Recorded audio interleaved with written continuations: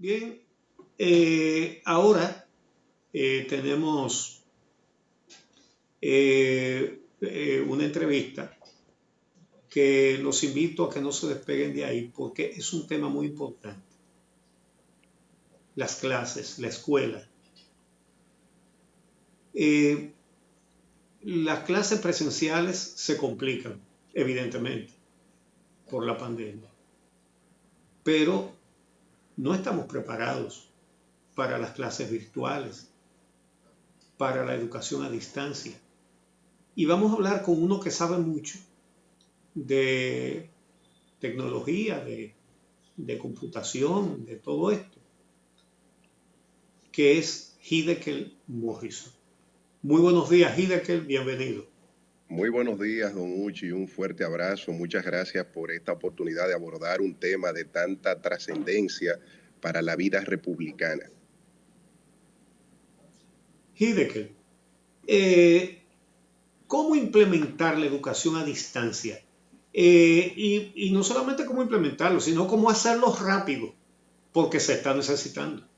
Sí, es un tema al cual le hemos dedicado muchas horas de reflexión y de investigación por la importancia para el país. Para hacerlo, se requiere que abordemos 4 pilares. El pilar del acceso, que es el que permite la conectividad a Internet. El pilar de los dispositivos, que son los medios a través de los cuales se tiene ese acceso. El pilar de la plataforma de e-learning y el pilar del contenido.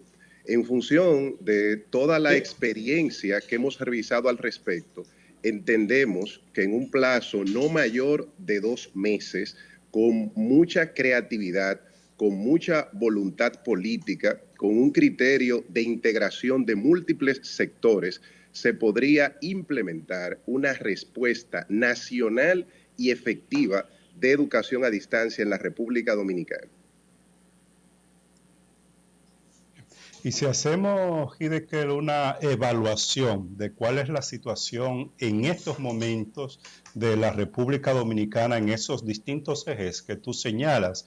Yo recuerdo que acá se habló mucho de un programa, de una iniciativa denominada República Digital y que esta iniciativa se iba a implementar en las escuelas públicas, pero no vemos que esto haya tenido algún impacto en los procesos educativos en nuestro país. Una evaluación de cuál es la situación de la República Dominicana respecto a estos distintos temas que tocas.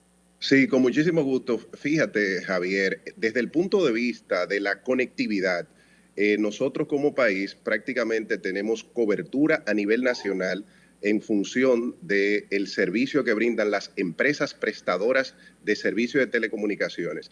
Como muy bien apuntas, se han hecho esfuerzos, como el caso que planteas de República Digital, pero en cuanto a cantidad de dispositivos y acceso, ha sido insuficiente la respuesta, y algo que nosotros recomendamos en múltiples oportunidades, que era enfocar y limitar ese contenido, controlarlo, supervisarlo, no pudo nunca implementarse, y eso hace que la iniciativa no sea suficiente en los momentos actuales. ¿Qué es lo que nosotros estamos planteando? Estamos planteando que a través de un proceso de segmentación y de evaluación y haciendo uso del Fondo de Desarrollo de las Telecomunicaciones, se identifiquen los padres o tutores que vivan con esos niños y niñas que van a iniciar el año escolar cuando se haga toda esta coordinación de la que estamos hablando, y que en función de esa identificación se le provea el acceso, la conectividad a través de la cobertura que ya tienen las empresas. Eso significa que si un padre o tutor que vive con ese niño que va a empezar el año escolar, recuerde que el niño va a tener acceso al aula virtual desde el hogar, no desde la escuela, que también la iniciativa República Digital se enfocó más en las escuelas. En este caso, ¿qué es lo que estamos planteando? Un niño que viva en un sector de la capital, que se evalúe, que necesita conectividad a través del Fondo de Desarrollo de las Telecomunicaciones y un acuerdo con las empresas prestadoras, se le provea ese acceso a Internet restringido y limitado para el tema educativo a ese niño o niña, y el subsidio o el pago de ese ancho de banda se haga a través del Fondo de Desarrollo de las Telecomunicaciones. Esto nos permitiría un deployment o una implementación respecto a ese componente de la conectividad sumamente ágil. Respecto al componente de los dispositivos, igualmente en el país no se han entregado dispositivos suficientes a todos los estudiantes del sistema educativo dominicano. Lo que estamos planteando es que con esa misma modalidad y haciendo una segregación, recordemos que el sistema educativo dominicano tiene muchas aristas y muchas características. Tenemos un sistema público, tenemos un sistema privado. Dentro del mismo sistema público tenemos estudiantes que pueden tener acceso a una computadora, a una tableta, otros que no tienen acceso. En el mismo sistema educativo privado hay centros educativos con grandes capacidades de implementación que incluso tienen muy buenas soluciones de e-learning, otros que están muy rezagados. Lo que hemos identificado como oportunidad es que el Ministerio de Educación coordine junto a la Asociación Dominicana de Profesores, junto a todas las entidades del sector educativo, todo este proceso para poder implementar una solución bien ajustada a cada una de las necesidades de los estudiantes en función de su realidad socioeconómica. Y esto se puede hacer identificando, por ejemplo, base de datos de información crediticia para saber cuáles son los padres o tutores que más asistencia requieren, entrenando, y 2 meses aproximadamente es un tiempo suficiente para entrenar a los profesores. Y luego viene el componente de la plataforma. Según las investigaciones internacionales que nosotros hemos hecho y según nuestra experiencia en eventos internacionales, precisamente vimos grandes demostraciones a principio de año en Las Vegas, en una feria a la que vamos anualmente, y nunca pensamos que todas esas soluciones de e-learning que estuvimos viendo iban a ser necesarias. Otros o unos cuantos meses después, en el medio de la pandemia, la solución más rápida de implementar es Google Classroom. Google Classroom es una herramienta de aprendizaje virtual. ¿Cómo se llama? Google Classroom es una herramienta de la empresa Google, del buscador. Todos hemos utilizado ese famoso buscador que es también propietario de Gmail y de muchas otras herramientas. ¿Y por qué nosotros mencionamos de manera específica una herramienta? Primero, porque es gratis. Nosotros en este tipo de soluciones estamos pensando en la viabilidad, en lo costo efectivo, en que este tema no se convierta en un negocio para nadie, que sea una solución que beneficie a la sociedad y al pueblo dominicano. Google Classroom es gratis. Google Classroom se implementó en Italia, por ejemplo, con éxito en todo el sistema educativo. Google Classroom se implementó, por ejemplo, en Uruguay. Han estado utilizando El Salvador. Acaba precisamente hace pocos meses de entrenar a miles de maestros y de habilitar más de 1 millón de cuentas. ¿Cuál es el concepto de Google Classroom? Que ya está ahí, que ya está desarrollada, que para el caso nuestro como República Dominicana, lo único que tenemos que hacer en una debida coordinación desde el Ministerio es integrar a todo el sistema educativo nacional, crear lo que son las cuentas de las instituciones educativas, es decir, cada escuela, cada colegio va a tener una cuenta de Google Classroom. Dentro de esa cuenta se tendrán múltiples aulas virtuales y es lo que va a virtualizar el sistema educativo dominicano, y dentro de esas aulas virtuales van a estar los alumnos, pero esos alumnos van a estar vinculados al registro a través de la inscripción en su centro educativo, y esto es algo que podemos implementar en poco tiempo. Ya están los manuales de entrenamiento, porque todos esos entrenamientos están gratuitos y están en internet. Ya está la plataforma, ya hay experiencia de países latinoamericanos que podemos replicar, y probablemente esta no sea la solución final ideal de una integración total del e-learning, pero sí es la herramienta que nos va a permitir en no más de 2 meses poder tener la posibilidad de dar inicio a un año escolar, de mantener la vinculación de los estudiantes con las escuelas y de mantener este proceso de enseñanza-aprendizaje. Sabemos que se entregó una cantidad de tabletas en las escuelas, creo que algunas 300,000, pero ¿qué cantidad de estudiantes tenemos en el país entero?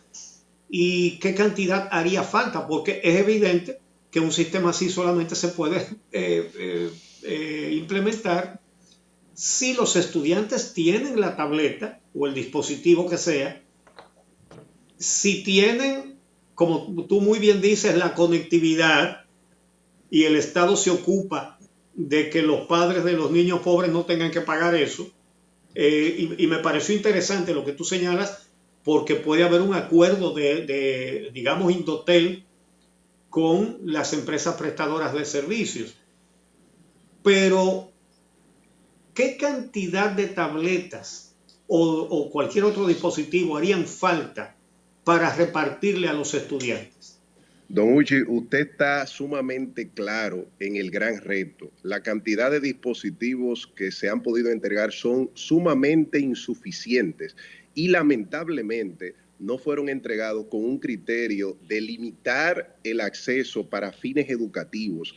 Todo lo que se ha hecho históricamente, no solamente en República Dominicana, sino en Latinoamérica, de entregar y regalar computadoras e internet de forma abierta, ha sido el error histórico, porque los dispositivos y el acceso tiene que estar vinculado a un uso productivo, y más cuando es provisto por el Estado. Además de que se le debe de dar un seguimiento, es una asignación más que un regalo, es una supervisión del cuidado y el uso de esos dispositivos.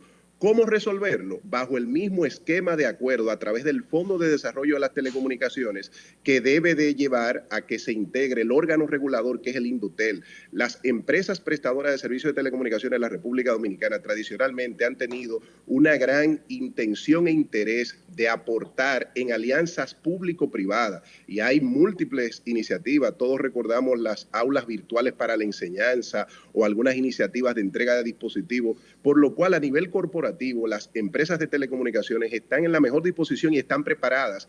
¿Qué es lo que se debe de hacer? Ya estas empresas tienen inventarios de phablets, que son celulares tabletas, y de tabletas disponibles en sus tiendas. Lo que hay que hacer es una segregación, porque un error también es comenzar a regalar tabletas a todo el estudiantado. No todos los estudiantes tienen la misma realidad socioeconómica. Hay estudiantes que ya tienen tabletas, que ya tienen computadoras, que tienen una realidad distinta a otros. Y esto se puede segmentar a través de bases de datos de información crediticia que ya existen en el país, con el número de cédula de identidad y electoral del padre o tutor y una base de datos de información crediticia, y hasta con el mismo histórico de las empresas prestadoras se puede saber si esa familia tiene ya tabletas, qué celulares tiene, y si ya tiene tabletas, entonces ver si la puede utilizar para el proceso educativo, y lo que la necesiten a través del Fondo de Desarrollo de las Telecomunicaciones se le asigna al estudiante, no se le regala, se le asigna para que el estudiante y la familia sea responsable de cuidarlo, y se les restringe al uso educativo. Y esto se puede hacer en un tiempo adecuado. Ya hay los fondos en función de lo que establece este fondo, que es el 2% de toda la facturación de servicios de telecomunicaciones, y ya están los equipos porque los tienen las empresas prestadoras de servicios, que son las mismas que van también a proveer el acceso, la conectividad. Una conectividad, de nuevo, restringida al tema educativo. Esto se puede hacer configurándola desde el mismo proveedor, para que no se use en ocio, para que no se usen pornografía, para que no se usen videojuegos. Pero precisamente, Hideki, con el tema de la conectividad y el acceso, que es un tema de preocupación en una sociedad como la República Dominicana, donde en términos sociales y económicos hay profundos niveles de desigualdad, y esta desigualdad se expresa también en una brecha digital que existe y en la que no todos, y sobre todo los sectores más pobres, tienen la posibilidad de acceso y de conectividad. ¿Qué hacer para que este proceso o esta iniciativa de educación a distancia no se constituya un elemento de exclusión y de desigualdad para muchos sectores que no tienen esa posibilidad en nuestro país? Totalmente, es un gran reto, porque no podemos permitir que esa gran brecha de unos pocos que tienen acceso efectivo y muchísima gente que no tiene acceso limite que todo el dominicano, todo el joven dominicano, todo el niño o niña dominicano que quiere estudiar tenga acceso a la educación. Para eso hay que hacer una segregación o una segmentación que nosotros hemos planteado, que debe de iniciar viendo el mapa de cobertura, de capilaridad o de penetración de acceso a Internet a través de las empresas prestadoras. Cuando nosotros vemos eso desde el punto de vista de la posibilidad de ofrecer acceso a Internet, tenemos una cobertura casi total en el territorio nacional. Luego, el poder pagar esto es lo que hemos descrito y explicado que se haga a través del fondo. Luego viene el tema de saber cuáles zonas al final en ocasiones puede tener cobertura, pero el nivel de pobreza, el nivel de inequidad es tan elevado que hace muy difícil que al final en ese sector pueda tenerse hasta un dispositivo en esa realidad. A veces no tienen ni abastecimiento energético para cargar ese dispositivo. Eso pasa en esa realidad diversa que vivimos en nuestro país. Bueno, para esos casos bien puntuales que debemos de dimensionarlo, entonces debemos utilizar guías de aprendizaje y debemos de utilizar herramientas que ya existen de aprendizaje a distancia, en donde, por ejemplo, a esos estudiantes se le entrega impreso todo su material, todo su contenido, y cada X periodo de tiempo, puede ser 2 veces a la semana, semanal, se le pide que entreguen esas guías completadas que deben de estar vinculadas al currículum. Pero esto va a ser en una minoría, que es la que debemos de identificar en ese proceso de levantamiento de información. Sin embargo, una gran mayoría que nosotros estimamos en función de las estadísticas de acceso, que debe de superar el 70-80% de la población, va a poder tener un acceso realmente efectivo y total, tanto a conectividad como a dispositivos. Bueno, interesantísimo. Este es un tema que hay que seguir tratando porque es la llave de la solución. Así que muchas gracias, Hideki, por tu aporte. Muchas gracias. Vamos entonces ahora. Gracias. Bien, entonces vamos a hacer una pausa y regresamos